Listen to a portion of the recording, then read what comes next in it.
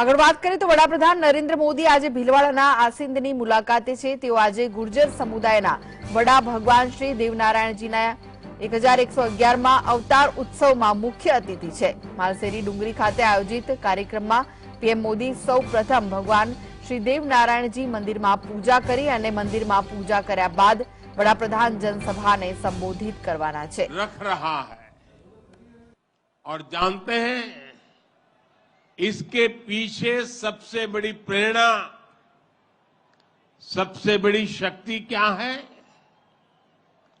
किसकी शक्ति से, किसके आशीर्वाद से? भारत अटल है, अजर है, अमर है। मेरे प्यारे भाई और बहनों, ये शक्ति हमारे समाज की शक्ति है। देश के कोटि कोटि जनों की शक्ति है। भारत की हजारों वर्षों की यात्रा में समाज शक्ति की बहुत बड़ी भूमिका रही है। हमारा ये सौभाग्य रहा है कि हर महत्वपूर्ण काल में हमारे समाज के भीतर से ही एक ऐसी ऊर्जा निकलती है जिसका प्रकाश सबको दिशा दिखाता है, सबका कल्याण करता है। भगवान देवनारायण भी ऐसे ही ऊर्जा पुंज थे, अवतार थे, जिन्होंने अत्याचारियों से हमारे जीवन और हमारी संस्कृति की रक्षा की। देह रूप में मात्र 31 वर्ष की आयु बिताकर जनमानस में अमर हो जाना सर्वसिद्ध अवतार के लिए ही संभव है। उन्होंने समाज में फैली बुराइयों को दूर करने का साहस किया, समाज को एकजुट किया, समरसता के भाव को फैलाया। भगवान देवनारायण ने समाज के विभिन्न वर्गों को साथ जोड़कर आदर्श व्यवस्था कायम करने की दिशा में काम किया। यही कारण है कि भगवान देवनारायण के प्रति समाज के हर वर्ग में श्रद्धा है, आस्था है। इसलिए भगवान देवनारायण आज भी लोक जीवन में परिवार के मुखिया की तरह हैं। उनके साथ परिवार का सुख दुख बांटा जाता है। भाई और बहनों, भगवान देवनारायण ने हमेशा सेवा और जन कल्याण को सर्वोच्चता दी। यही सीख, यही प्रेरणा लेकर हर श्रद्धालु यहां से जाता है। जिस परिवार से वे आते थे, वहां उनके लिए कोई कमी नहीं थी, लेकिन सुख सुविधा के बजाय उन्होंने सेवा और जन कल्याण का कठिन मार्ग चुना। अपनी ऊर्जा का उपयोग भी उन्होंने प्राणी मात्र के कल्याण के लिए किया। भाई और बहनों, भला जी भला, देव भला।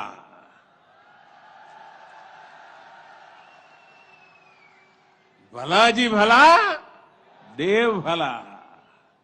इसी उद्घोष में भले की कामना है, कल्याण की कामना है।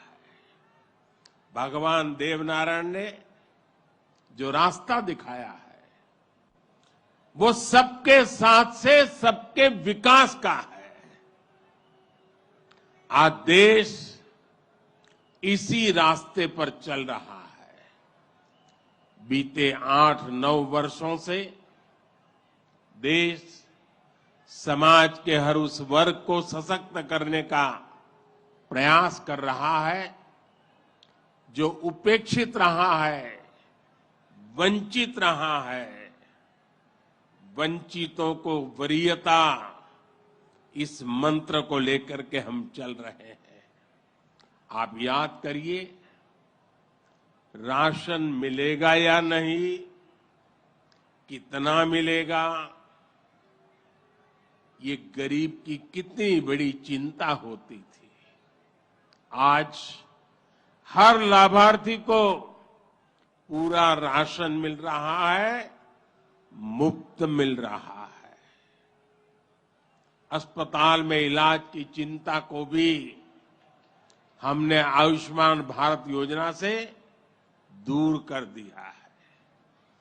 गरीब के मन में घर को लेकर टॉयलेट, बिजली, गैस कनेक्शन को लेकर चिंता हुआ करती थी, वो भी हम दूर कर रहे हैं। बैंक से लेन देन भी कभी बहुत ही कम लोगों के नसीब होती थी। आज देश में सभी के लिए बैंक के दरवाजे खुल गए हैं। साथियों, पानी का क्या महत्व होता है, ये राजस्थान से भला बेहतर कौन जान सकता है। लेकिन आजादी के अनेक दशकों बाद भी देश के सिर्फ 3 करोड़ परिवारों तक ही नल से जल की सुविधा थी।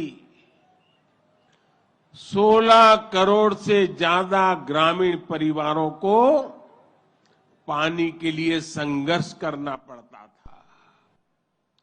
बीते 3.5 वर्षों के भीतर देश में जो प्रयास हुए हैं, उसकी वजह से अब 11 करोड़ से ज्यादा परिवारों तक पाइप से पानी पहुंच चुक लगा है।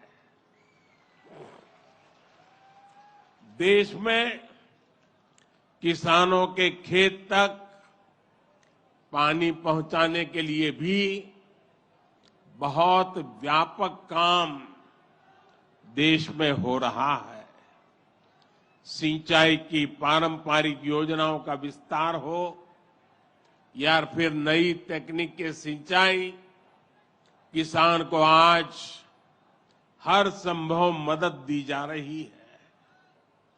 छोटा किसान जो कभी सरकारी मदद के लिए तरसता था, उसे भी पहली बार पीएम किसान सम्मान निधि से सीधी मदद मिल रही है।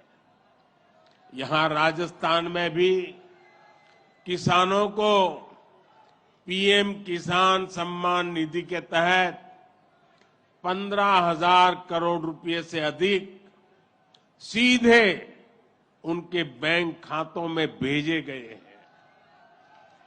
साथियों, भगवान देवनारायण ने गौ सेवा को समाज सेवा का, समाज के सशक्तिकरण का माध्यम बनाया था। बीते कुछ वर्षों से देश में भी गौ सेवा का ये भाव निरंतर सशक्त हो रहा है। हमारे यहां पशुओं में खुर और मुंह की बीमारियां, खुरपका और मुंहपका कितनी बड़ी समस्या थी, ये आप अच्छी तरह जानते हैं।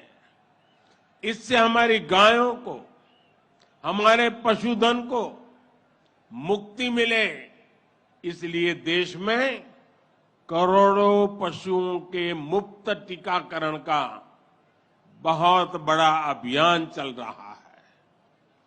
देश में पहली बार गौ कल्याण के लिए राष्ट्रीय कामधेनु आयोग बनाया गया है। राष्ट्रीय गोकुल मिशन से वैज्ञानिक तरीकों से पशुपालन को प्रोत्साहित करने पर बल दिया जा रहा है। पशुधन हमारी परंपरा, हमारी आस्था का ही नहीं, बल्कि हमारे ग्रामीण अर्थतंत्र का भी मजबूत हिस्सा है। इसलिए पहली बार पशुपालकों के लिए भी किसान क्रेडिट कार्ड की सुविधा दी गई है। आज पूरे देश में गोवर्धन योजना भी चल रही है। ये गोबर सहित खेती से निकलने वाले कचरे को कंचन में बदलने का अभियान है। हमारे जो डेयरी प्लांट है वे गोबर से पैदा होने वाली बिजली से ही चले, इसके लिए भी प्रयास किए जा रहे हैं। साथियों, पिछले वर्ष स्वतंत्रता दिवस के अवसर पर मैंने लाल किले से पंच प्राणों पर चलने का आग्रह किया था। उद्देश्य यही है कि हम सभी अपनी विरासत पर गर्व करें, गुलामी की मानसिकता से बाहर निकले और देश के लिए अपने कर्तव्यों को याद रखें।